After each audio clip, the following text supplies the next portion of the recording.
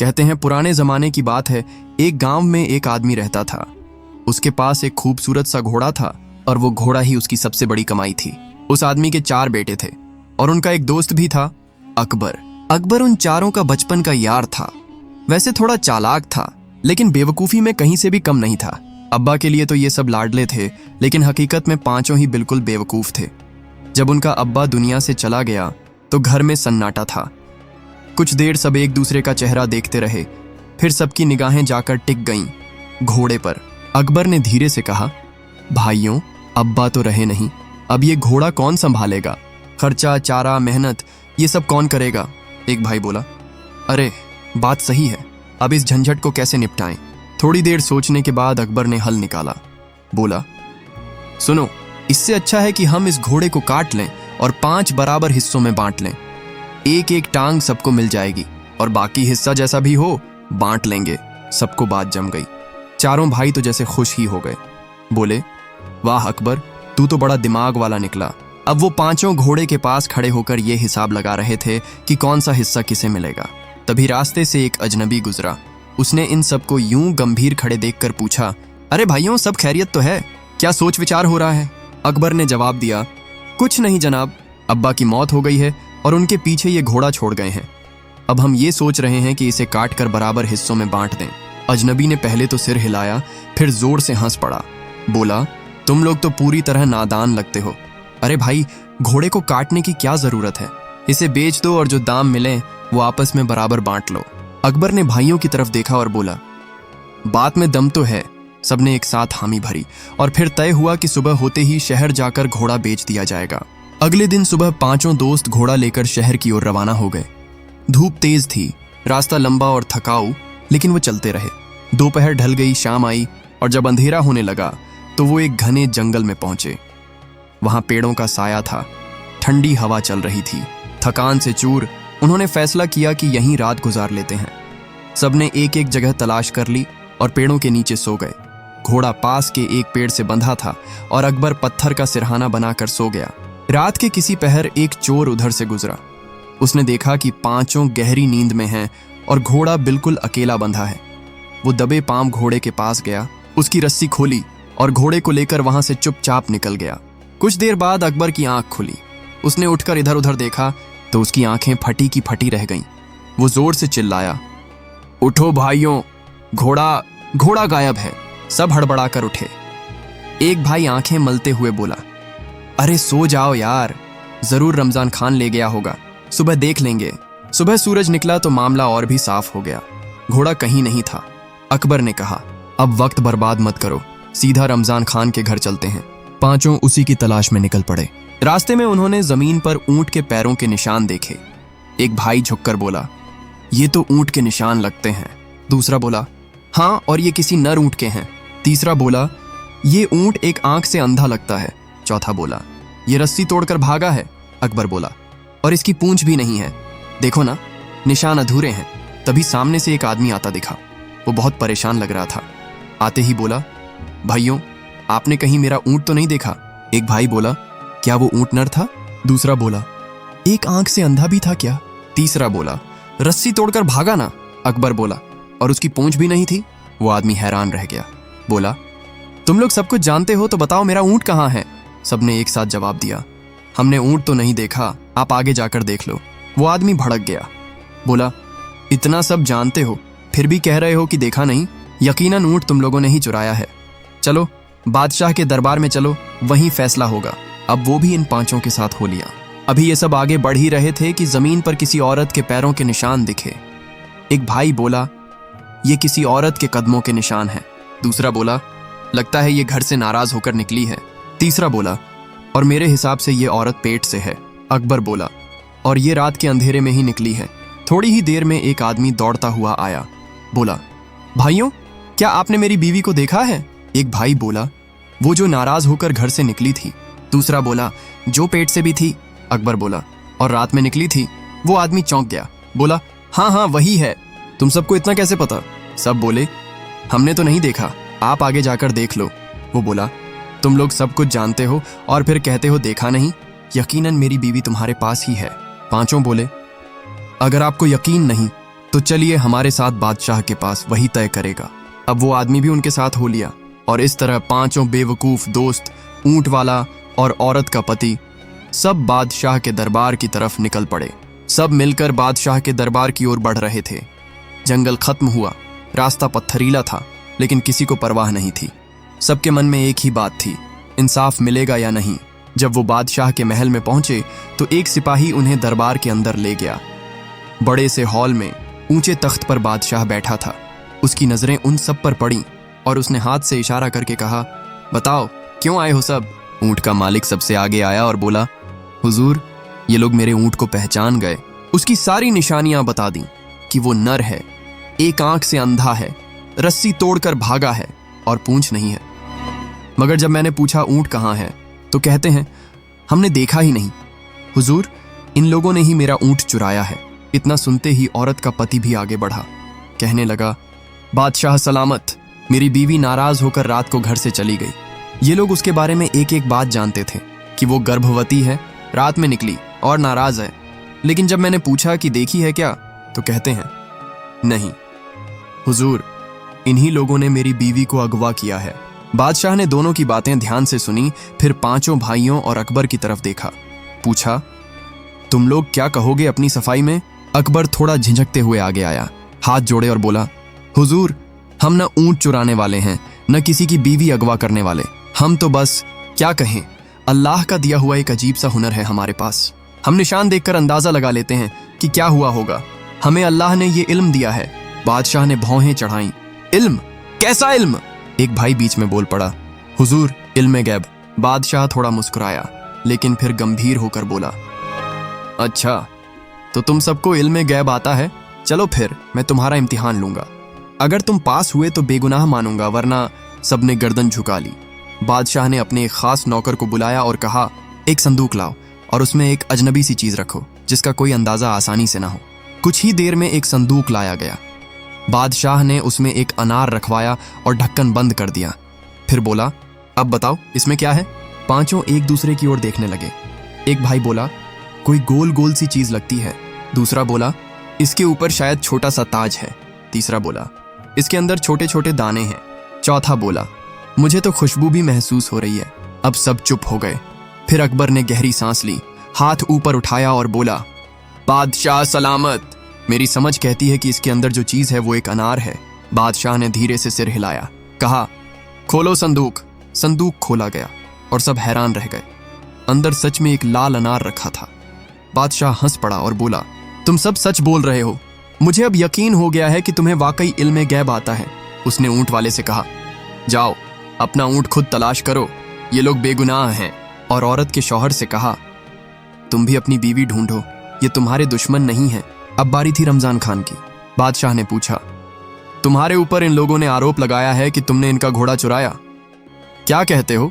रमजान खान कुछ झिझका, फिर बोला, हुजूर, हो सकता है रात को गलती से मैं घोड़ा ले गया हो या मेरा कोई नौकर ले गया हो।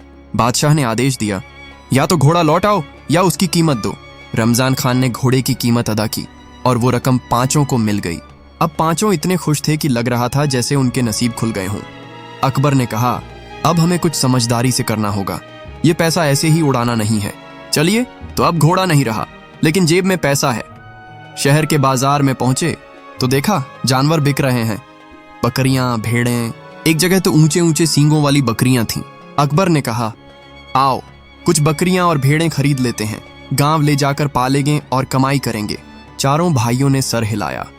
कुछ ही देर में उन्होंने बकरियां खरीद लीं और फिर वापसी की राह पकड़ ली। रास्ते में फिर वही जंगल आया। मौसम सुहाना था। सूरज की किरणें पेड़ों के बीच से छन रही थीं और हल्की ठंडी हवा बह रही थी। अकबर ने कहा, थक गए हैं सब, थोड़ा आराम कर लें, फिर आगे बढ़ते हैं। सबने हाँ कहा और पेड़ों के नीचे लेट गए। बकरियां पास में बांध दी गईं और पल भर में सब नींद में डूब गए। कुछ ही देर बाद अकबर की आंख खुली। उसने आंखें मलीं, आसमान की ओर देखा और फिर सामने का नजारा देखकर चौंक गया। उसने झट से बाकी सबको जगाया, उठो भाइयों, मुसीबत हो गई है। सब हड़बड़ा कर उठे। अकबर ने कांपती आवाज में कहा, एक बकरी का बच्चा तो पेड़ पर चढ़ गया है। एक भाई बोला, अरे अल्लाह, ये तो कोई बहुत बड़ी बात हो गई। दूसरा बोला, और देखो बाकी भेड़ें आपस में मुंह हिला रही हैं, लगता है हम पर हमला करने का प्लान बना रही हैं। तीसरा बोला, मैंने तो सुना है ये हमें मार डालने का फैसला कर चुकी हैं। अब किसी को कुछ समझ नहीं आया। सबने जल्दी से सामान उठाया और वहां से भाग निकले। बकरियां और भेड़ें वहीं छोड़ दी। जैसे ही वो लोग बकरियों को जंगल में छोड़कर भागे, उनके पीछे एक भेड़ दौड़ती हुई आई। एक भाई ने डर के मारे पत्थर उठाया और पीछे पलटकर जोर से उस भेड़ को दे मारा। भेड़ वहीं गिर गई। भाई बोला, एक को तो मैंने मार ही दिया है, बाकियों से बचने के लिए भागते रहो। अब पांचों ओर तेज दौड़ने लगे। सांसें फूल गईं, पसीना टपकने लगा। कुछ देर बाद रुककर एक भाई बोला, यार देखो तो हम सब हैं या कोई पीछे छूट गया। दूसरे ने कहा, ठीक है मैं गिनता हूं। उसने सबको गिनना शुरू किया, 1 2 3 4। रुको, पांचवा कहाँ गया? तीसरा बोला, रुको मैं गिनता हूं। वो भी 4 ही गिन पाया, क्योंकि हर बार जो गिनता था वो अपने आप को भूल जाता था। हर कोई यही सोच रहा था कि उनका एक भाई कहीं खो गया है। तभी दूर से एक घुड़सवार आता दिखा। उसने पांचों को एक दूसरे का चेहरा घूरते और परेशान खड़े देखा। पास आया और पूछा, क्या बात है भाइयों, इतने परेशान क्यों हो? अकबर ने भारी आवाज में कहा, हम 5 दोस्त थे लेकिन अब बस 4 हैं, एक गुम हो गया। घुड़सवार थोड़ी देर सबको गौर से देखता रहा, फिर मुस्कुरा कर बोला, अगर मैं तुम सबकी सही गिनती कर दूं तो क्या मिलेगा मुझे? एक भाई बोला, जो कहोगे वो देंगे, हमारी जान तक ले लो, हमें तो अपने भाई की फिक्र है। अकबर बोला, अगर आप हमें फिर से एक कर दें तो हम सब आपके गुलाम बन जाएंगे। घुड़सवार ने एक एक का हाथ पकड़कर गिनना शुरू किया, ये 1, ये 2, ये 3, ये 4 और ये 5। अब सब हैरान रह गए, फिर खुशी से चिल्ला पड़े, अरे हम तो पूरे 5 हैं। फिर सब घुड़सवार के पैरों में गिर गए, बोले, आपने तो हमें दोबारा जिंदगी दी है, हम वाकई आपके गुलाम बनना कबूल करते हैं। घुड़सवार मुस्कुराया, फिर बोला, अगर तुम मेरे साथ चलना चाहते हो तो मेरी शर्त है, हर किसी को एक काम सौंपा जाएगा, मेहनत करनी पड़ेगी। सबने हामी भरी और उसके साथ चल दिए। घर पहुंचकर घुड़सवार ने सबसे पहले उन्हें रुकने को कहा, फिर हर किसी को काम बांट दिया। अकबर को उसने कहा, तू सबका नजार रखेगा, देखेगा कोई काम में धोखा न दे। पहले भाई को कहा, तू मेरी बकरियां चराने ले जाएगा। दूसरे से कहा, तू बैलों के लिए घास लाएगा और उन्हें समय पर खिलाएगा। तीसरे को बोला, तू मेरी गेहूं की फसल की कटाई करेगा, उसे संभाल कर एक जगह रखेगा। और चौथे से कहा, मेरी माँ बीमार है, उसका खास ख्याल रखना, ध्यान रहे उस पर एक भी मक्खी न बैठे। अब सब अपने अपने काम में लग गए। कुछ ही देर में गड़बड़ शुरू हो गई। जिस भाई को बकरियां चराने भेजा गया था वो तो ठीक से चला गया, लेकिन जिसके जिम्मे बैल थे उसने थोड़ी देर घास काटा, फिर सोच में पड़ गया। बोला, ये रोज रोज का काम है, ना मैं काटूंगा ना उन्हें खिलाऊंगा, क्यों ना इन्हें खुद ही घास में गाड़ दूं ताकि ये खाते रहें। उसने दोनों बैलों को ज़बह कर दिया, उनके कटे हुए सिर भूसे में गाड़ दिए और तसल्ली से बैठ गया। उधर जिसने फसल की देखभाल करनी थी उसने खेत देखा, सुनहरी बालियां देखीं, सूरज की धूप, गर्मी। फिर सोचा, अम्मा बूढ़ी हैं, वो रोटियां नहीं बना पाएंगी, क्यों ना मैं पहले से ही गेहूं भून दूं। उसने बिना सोचे समझे फसल को आग लगा दी। चंद मिनटों में पूरी खेत जलकर राख हो गया। अब आते हैं उस भाई पर जो बूढ़ी माँ की सेवा में था। वो एक डंडा लेकर माँ के सिरहाने बैठ गया। जब भी मक्खी आती वो पूरे जोर से डंडा चलाता। एक बार डंडा माँ की आंख के पास लगा, माँ चीख उठी। दूसरी बार कान पर पड़ा, माँ कराह उठी। तीसरी बार माथे पर पड़ा और बूढ़ी माँ वहीं अल्लाह को प्यारी हो गई। भाई को लगा माँ सो रही हैं। उसने उनके ऊपर चादर डाल दी और चुपचाप कोने में बैठ गया। अब अकबर अपनी निगरानी की ड्यूटी पर निकला। सबसे पहले गया फसल के पास, वहां कुछ नहीं था, सिर्फ राख उड़ रही थी। फिर गया बैलों के पास तो देखा दोनों मरे पड़े हैं, मुंह भूसे में गड़ा हुआ। फिर माँ के कमरे में गया, माँ चुप थी, चादर ओढ़े लेटी थी। उसने दिल में कहा, चलो कम से कम माँ को तो आराम है। अब वह आखिरी भाई के पास गया जो बकरियां चरा रहा था। वो जंगल में बैठा आसमान की तरफ देख रहा था। अकबर ने पूछा, बकरियां कहाँ हैं? वो बोला, अकबर भाई, ये गांव के कुत्ते बहुत भूखे हैं, मैंने आज उन्हें देखा, आंखों में भूख, मुंह सूखा। और जब भेड़िए बकरियों को खाने आए तो मैंने सोचा, चलो अल्लाह ने इन जानवरों के लिए कुछ भेजा है। मैंने बकरियों को रोकने की कोशिश नहीं की। अकबर ने सिर पकड़ लिया। अब दिन ढलने लगा था। घुड़सवार घर लौट आया। उसने सबको बुलाया और एक एक से काम का हाल पूछने लगा। जिसने माँ की सेवा की थी बोला, हुजूर, माँ तो आराम से सो रही हैं। जब से आप गए एक भी मक्खी नहीं बैठने दी। घुड़सवार घबराकर कमरे में गया, चादर उठाई और मां की हालत देखकर उसका दिल बैठ गया। खून से सना चेहरा, बंद आंखें और पूरी तरह खामोश। वो रोने लगा। फिर भागा बैलों के पास, वहां सिर्फ कटे सिर थे। फिर खेत की तरफ गया, वहां राख थी। फिर आखिरी में अकबर और बकरियों वाला भाई बोले, हुजूर कुत्ते बहुत भूखे थे, हमने उन्हें खिला दिया। अब घुड़सवार का सब्र टूट चुका था। उसने चिल्लाकर कहा, तुम पांचों ने मेरी जिंदगी बर्बाद कर दी। मेरी माँ, मेरी फसल, मेरे बैल, मेरी बकरियां, सब कुछ खत्म कर दिया। ऐसा नुकसान तो दुश्मन भी नहीं करता। वो कुछ देर चुप रहा, फिर गहरी सांस लेकर बोला, खैर अब जो हुआ सो हुआ। चलो मेरी माँ के लिए कब्र खोदो, लेकिन ध्यान रहे वो कब्र कान के बराबर गहरी होनी चाहिए। पांचों ने हामी भरी और कब्रिस्तान की ओर रवाना हो गए। पांचों कब्र खोदने निकल पड़े। रास्ते में चलते चलते सब आपस में बात करने लगे। एक भाई बोला, घुड़सवार ने कहा है कब्र कान के बराबर गहरी होनी चाहिए, मगर भाई कान से कौन मापता है? दूसरा बोला, पता नहीं, लेकिन जो उसने कहा है वही करना है। अगर गहराई ज्यादा हुई तो फिर से डांट पड़ेगी। अकबर ने सुझाव दिया, चलो ऐसा करते हैं, पहले जमीन पर थोड़ा गड्ढा खोदते हैं, फिर उसमें बारी बारी सब अपना कान रखेंगे। जहां लगे कि बराबर है वहीं रुक जाएंगे। सबको बात जंच गई। अब उन्होंने एक जगह कब्र खोदनी शुरू की। एक भाई बेलचा चला रहा था, दूसरा पास खड़ा कान जमीन पर रखकर माप रहा था। कुछ ही मिनटों में उसने कहा, अरे ये तो ज्यादा गहरी हो गई।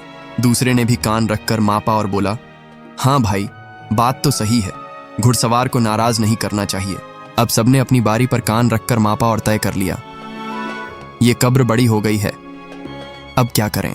अकबर ने कहा, चलो वापस चलते हैं, कह देंगे कि कब्र खोद ली है, वो भी एकदम नाप के, कान के बराबर। बिना कुछ और बोले सब वापस चल दिए। जब घुड़सवार ने उन्हें देखा तो चौंक गया, इतनी जल्दी वापस कैसे आ गए? कब्र खोदी या यूं ही लौट आए? अकबर बोला, हुजूर कब्र तो खोद ली, और जैसे आपने कहा था ठीक वैसी ही बनाई है, बिल्कुल कान के बराबर। घुड़सवार को शक हुआ, बोला, चलो मुझे दिखाओ।